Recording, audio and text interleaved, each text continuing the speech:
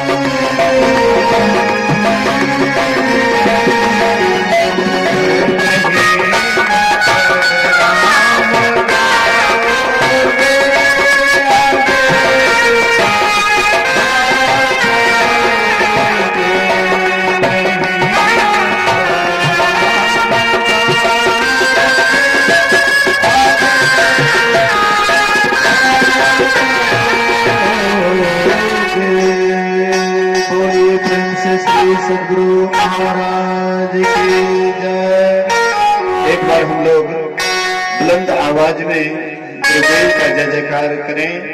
बोलिए श्री सद्गुरु महाराज की। अखंड मंडलाकारं व्याप्तं येन चराचरं तत्पदं दर्शितं येन तस्मै श्री गुरुवे नमः। धन्य धन्य सतगुरु सुखद महिमा कही न जाए। जो कछु कहूँ तुम्हारी कृपा मोते कछु न बसाए। सर्वत्र सर्वदा वर्तमान सद्गुरु महाराज जी के पावन चरणों में कोटि कोटि नमन। उपस्थित गुरुजन, धर्म प्रेमी, सत्संगी बंधुओं, पूजनीय माताओं बहनों, गुरु महाराज जी की जयंती से महापरिनिर्वाण दिवस तक लगातार 17 दिवसीय ध्यान साधना शिविर का आयोजन, साथ ही सत्संग का भी आयोजन हो रहा है। आज 16वां दिन के अपराह्नकालीन सत्संग में है। हम आप श्रवण कर रहे थे संतों की महिमा। संत बड़े परमार्थी होते हैं। संसार में आज तक संतों के जैसे उपकार करने वाला संसार में आज तक कोई नहीं हुआ। इसलिए किसी ने कहा है, संत कबीर साहब कहते हैं, आग लगी आकाश में चूच पड़े अंगार, संत न होते जगत में तो जल जाता संसार। जब तक संत महापुरुष संसार में अगर नहीं हो, यह संसार ही खत्म हो जाए। आग लगी आकाश में, आपने कभी आकाश में आग लगते हुए देखा है? बाहर के आकाश में तो आग नहीं लगती है, लेकिन सबके अंतराकाश में आग लगी हुई है। खूब गौर से देखें, आपके अंदर में कभी काम का आग लगता है, कभी क्रोध का आग लगता है, कभी लोभ मोह ईर्ष्या द्वेष पाखंड आदि मनोविकार का आग बराबर हृदय को जलाते रहता है। संत गोस्वामी तुलसीदास जी महाराज कहते हैं, काम बात कफ लोभ अपारा, क्रोध नित्य पित छाती जारा, प्रीति करव जो तीनों भाई, उपजई सन्निपात दुखदाई, विषय मनोरथ दुर्गम नाना, ये सब नाम सूद को जाना। मतलब सबके हृदय को ये षट विकार का जो विकार है, दिन रात हम आपको परेशान करते रहता है। ये विकार जिनके अंदर नहीं होता है वही संत होते हैं। और एक बालक होता है, बालक के हृदय में भी कोई विकार नहीं होता है। ब्रह्मा जी जब चारों ऋषियों को पैदा किए, सनक, सनंदन, सनातन और सनत कुमार, ये चारों ऋषि को पैदा किए। चारों ऋषि को पैदा करके चारों को बोलते हैं कि जाओ, जाकर के पहले तपस्या करो और उसके बाद सृष्टि का काम करो। तो ये चारों चले गए तपस्या करने के लिए। तपस्या करते करते अपने इंद्रियों पर विजय पा लिए, अपने इंद्रियों को जीत लिए, षट विकार से ऊपर उठ गए। उसके बाद जब आए ब्रह्मा जी के पास, ब्रह्मा जी कहते हैं सृष्टि का काम करो। ये चारों हाथ जोड़ लेते हैं और कहते हैं हमसे सृष्टि नहीं होगी। बोले कि क्यों? मैंने तुम्हें तो सृष्टि को संभालने के लिए ही मैंने तुम्हें तपस्या करने के लिए भेजा। क्योंकि तप के ही बल से सारा संसार का काम चलता है। तप के ही बल से ब्रह्मा जी सृष्टि का काम करते हैं। तप के ही बल से शंकर संहार का काम करते हैं। तप के ही बल से विष्णु भगवान पालन का काम करते हैं। तप के ही बल से शेषनाग पृथ्वी को धारण किए हुए हैं। तप के ही बल से पूरा संसार का काम चल रहा है। इसलिए मैंने तुझे तप करने के लिए भेजा और तू कहता है हमसे सृष्टि नहीं होगी। बोले कि नहीं, अब हमारी इंद्रियां विषय की तरफ जाती ही नहीं है। मैं अपने इंद्रियों पर विजय पा लिया हूं, इंद्रजीत बन गया हूं, इंद्रियों को दमन कर लिया हूं। अब हमसे ये काम नहीं हो सकता है। और मैं आपसे प्रार्थना करता हूं कि सयाने होने के बाद सबके अंदर जो विकार सताता है, मैं आपसे प्रार्थना करता हूं कि मैं सयाना कभी हो ही नहीं। मैं सयाना कभी नहीं हो। मैं 5 ही वर्ष का सदा सब दिन 5 ही वर्ष का बन करके रहूं, ताकि 5 वर्ष के बालक के अंदर जिस तरह से ये षट विकार सताता नहीं है, वैसे हमारे अंदर में भी कभी सताए नहीं। बड़ी नम्रता के साथ ब्रह्मा जी को अपने वचन में बांध लिए। ब्रह्मा जी कहते हैं एक मस्तु ऐसा ही हो, तुम सदा 5 ही वर्ष के बने रहोगे। अरबों खरबों वर्षों से सृष्टि आ रही है और ये चारों भाई अभी तक सतयुग में ही ये इनका जन्म हुआ था, लेकिन इस कलिकाल में भी अभी ये चारों भाई 5 ही वर्ष के हैं। आप कहिएगा कि आपके पास क्या प्रमाण है? इसका प्रमाण है, गुरु महाराज जी एक बार पटना में नंदलाल मोदी के यहां निवास करते थे और वहां पर 2 मंजिला मकान, नीचे में गुरु महाराज जी थे और गुरु महाराज जी कहते हैं हमको छत पर लेकर के चलिए। भगीरथ बाबा से कहते हैं हमको छत पर लेकर के चलिए। तो वहां पर एक कुर्सी लगा दी और कुर्सी लगा करके सिंहासन लगा देते हैं और गुरु महाराज जी को गोद में लेकर के गए छत पर। तो जैसे छत पर गए तो ये चारों ऋषि, यही सनकादि ऋषि, सनक, सनंदन, सनातन और सनत कुमार, ये चारों ऋषि 5 ही वर्ष के गुरु महाराज जी के पास आते हैं। गुरु महाराज जी को भी नमन करते हैं, गुरु महाराज जी भी इनको नमन करते हैं। अब देखिए कलयुग है और अभी भी ये 5 ही वर्ष के हैं और ये इतने ब्रह्मज्ञानी हैं, इतने ब्रह्मज्ञानी हैं, इनको फालतू बात नहीं सुहाता है। ब्रह्मा जी से कहते हैं सर्वे भवन्तु सुखिनः सर्वे सन्तु निरामया सर्वे भद्राणि पश्यन्तु मा कश्चित् दुःख भाग् भवेत्। ब्रह्मा जी से कहते हैं कि प्रभु हमको ये वरदान दीजिए, सर्वे भवन्तु सुखिनः, सभी सुखी हो जाए, सभी निरोग हो जाए।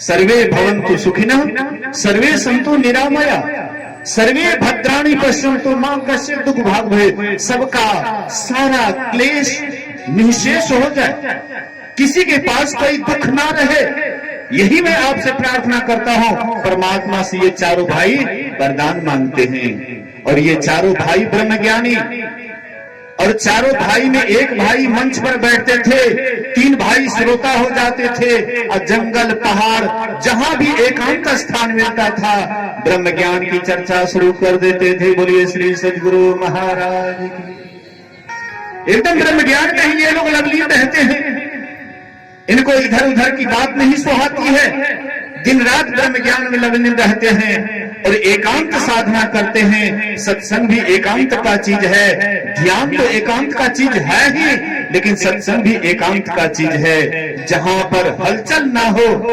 जहां पर कोई अशांति ना हो, सब कोई शांत हृदय से, सत्संग भी शांति का चीज है। लेकिन हम आप तो भीड़ भाड़ में रहे हैं, इसलिए हम आपको भीड़ भाड़ ही पसंद आता है। वे लोग कहां भीड़ भाड़ को पसंद करते हैं? कोई महात्मा, एक महात्मा ने कहा, भीड़ भाड़ को भेड़ पसंद करता है। भेड़िया धसान वाली व्यक्ति, जहां भीड़ भाड़ होता है वहां पर भेड़ियों का भीड़ होता है, भक्तों का नहीं। और भक्त जो होते हैं सदा एकांत साधना ही उनका रहता है, एकांत में ही उसका मन लगता है। इसलिए चारों भाई दिन रात ब्रह्म ज्ञान में लवलीन रहते थे और ब्रह्म ज्ञान हम आपको देते थे। हम आपको क्या चाहिए? यही चारों भाई, आप लोग पाठ में सुन रहे थे, यही चारों भाई आए राम जी के पास। बोलिए श्री सद्गुरु महाराज। सब कोई जानते हैं कि राम भगवान कोई साधारण नहीं थे। राम भगवान परमात्मा के अवतार थे, मर्यादा पुरुषोत्तम थे, ईश्वर के अवतार थे। लेकिन वह राम भगवान के भी पास जब ये चारों भाई गए तो राम जी क्या करते हैं, अपना चादर शरीर पर जो था उसको नीचे बिछा दिए, ऊंचे सिंहासन में बैठा करके कहते हैं, आइए ऋषिवर आपका स्वागत है। बड़े भाग पाइए सत्संगा, भी नहीं प्रयास होई भव भंगा। कौन कहते हैं? भगवान राम सिंह कहते हैं, मेरा अहोभाग्य है कि आप चारों ऋषियों ने आकर के हमें दर्शन दिया। ऐसा नहीं बोले राम भगवान कि मैंने आपको दर्शन दिया, मैं भगवान का अवतार हूं इसलिए आप लोग चारों मेरा दर्शन कर रहे हैं।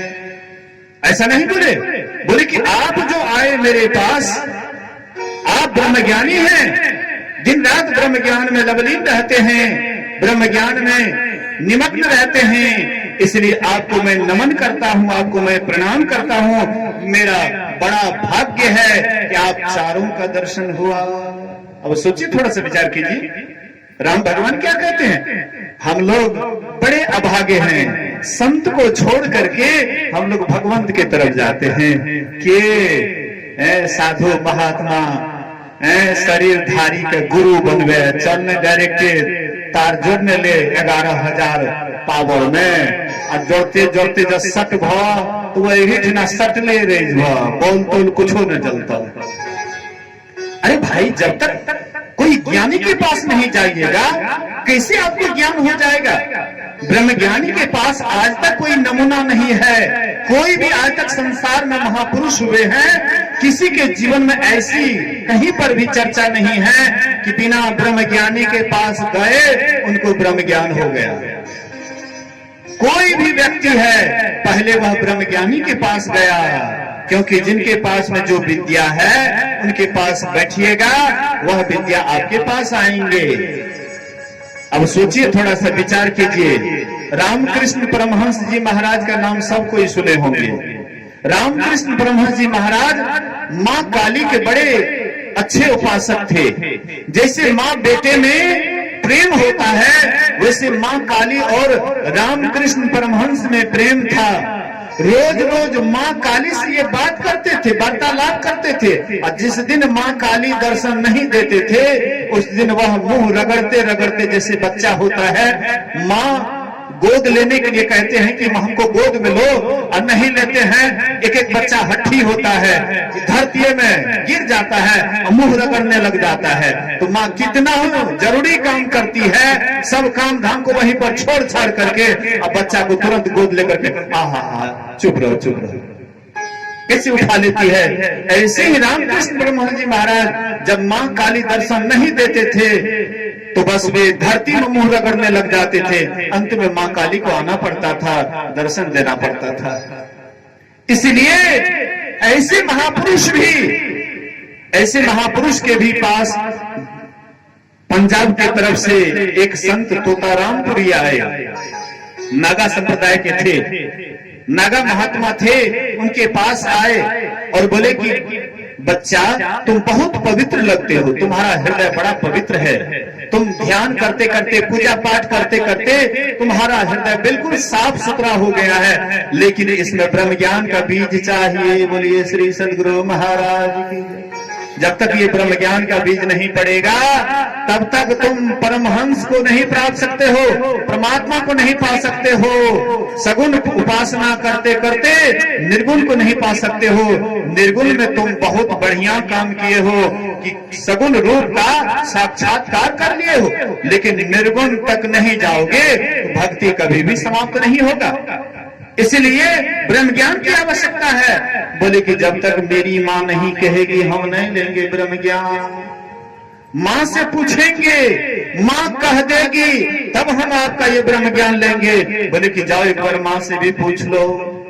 वे माँ के पास गए और जाकर के माँ का साक्षात्कार किए और कहते माँ एक महात्मा पंजाब की तरफ से आया है और वे कहते हैं ब्रह्म ज्ञान ले लो।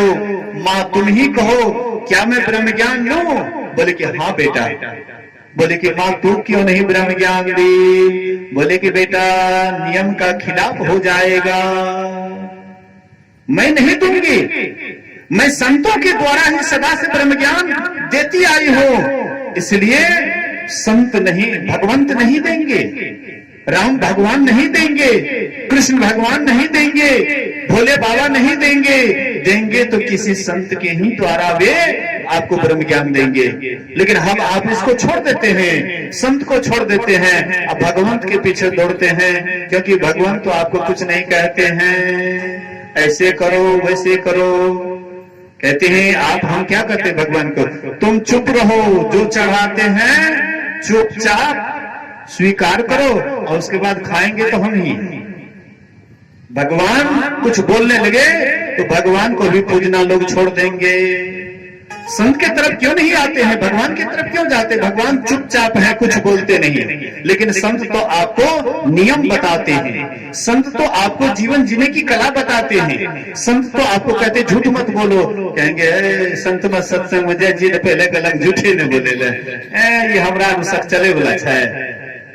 संत में सत्संग में जय जी कहे कि नशा नहीं खा, हमारा नशा नहीं खेबी तो कम चलता है, नहीं नहीं हमारा सकी नहीं चले बोला।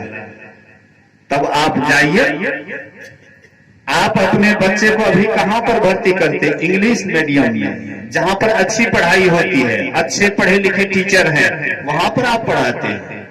अब सोचिए आप क्यों नहीं ऐसे ही सरकारी स्कूल में छोड़ देते? सरकारी स्कूल में कौन छोड़ते हैं? जो पढ़े, जिनके पास में संपत्ति कम है, पैसा कम है, वो सरकारी स्कूल में बच्चे को छोड़ देते हैं। लेकिन पैसे वाले जितने भी हैं वो सरकारी स्कूल में नहीं पढ़ाएंगे, वो प्राइवेट में पढ़ाएंगे, क्योंकि प्राइवेट में अच्छी पढ़ाई होती है। इसी तरह से संतों के पास जाइएगा, प्राइवेट पढ़ाई होगी, अच्छी पढ़ाई होगी, ब्रह्म ज्ञान का ज्ञान देंगे, तभी आप ब्रह्मज्ञानी बनेंगे और तभी आप परमात्मा को पाएंगे।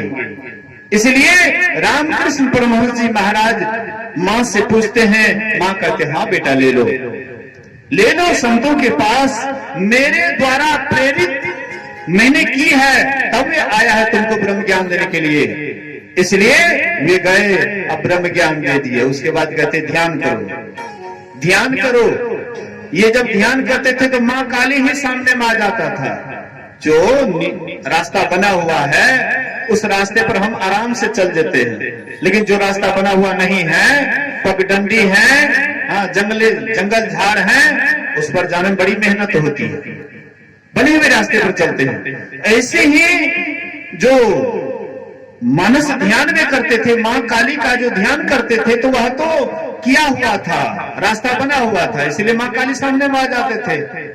तो कहते ध्यान में क्या देखते हो? तो माँ काली सामने में आ जाता है। बोले कि नहीं, माँ काली को नहीं देखो, यहाँ पर ध्यान लगाओ। फिर भी ध्यान नहीं लग रहा था। एक कांच का टुकड़ा था, वे बरामदा पर टहल रहे थे तोतारामपुरी, एक कांच का टुकड़ा था, देखा, उसको ले लिए हाथ में और यहाँ पर यहाँ भौंकते हुए निशाना कर, अरे यहाँ ध्यान कर, कहाँ पर ध्यान ले जा रहा है, यहाँ ध्यान कर। और वहां जब ये ध्यान लगाए तो बस बैठ गए, समाधि में चले गए। बोलिए श्री सदगुरु महाराज की जय।